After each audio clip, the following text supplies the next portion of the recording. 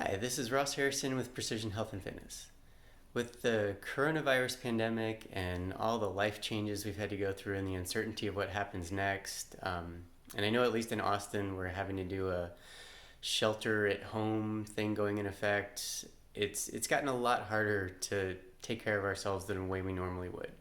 A lot of us have activities outside the home that are very good for our health, whether it's fitness or relaxation or any number of other things that aren't going to be available, and who knows for how long. So, I wanted to put together a little series of articles and videos to help give you ideas on things you can do without leaving your home, without any equipment, to really help your body feel better, both now and many of these are good habits for even when things go back to normal or whatever that looks like. But for now, I really wanted to impress the point that even if you can't exercise the way you traditionally can, there's still many, many things you can do to help your body feel better. And a lot of them are very simple, and they're things that are good habits that everybody should really have, but they're things that a lot of us don't do. Um, and as things have become more stressful and more uncertain, we're even more out of our normal routines than ever, and it's gotten harder. So adding some new routines that can help will be very important. I know for me, like I've had to stop doing the things that help me feel good, martial arts in particular, which is really releases a lot of the tension from my body. And I've noticed just in the last week that I'm having more muscle tension than I'm used to.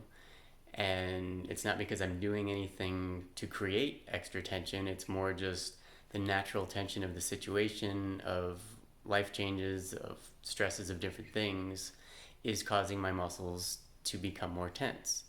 And I know that's happening for a lot of people. And so I have my own routines that I'm helping combat with that at home, and I'm going to share some of that stuff with you. But for now, I want to start with some questions that a lot of people skip, and a lot of times people just assume they know the answers, but they're sort of important foundational things that we should all know. And so there's two basic questions I want to ask, and this really points to the reason for this is a lot of times people, whether it's their exercise routine or whatever their routines are, their training, a lot of times they don't actually train for what matters to them most. So it's good to know what actually matters to you most. And so I have two questions. Um, the first one is, what does being healthy or feeling good mean to you? And ideally, take a little time. Like, you don't have to do it right now, but after the video, just sit down, ideally, write out your answers, take a little time to think about it. And then the second question is, what does being fit or being in shape mean to you? So one is about health and feeling good, one is about being fit or in shape.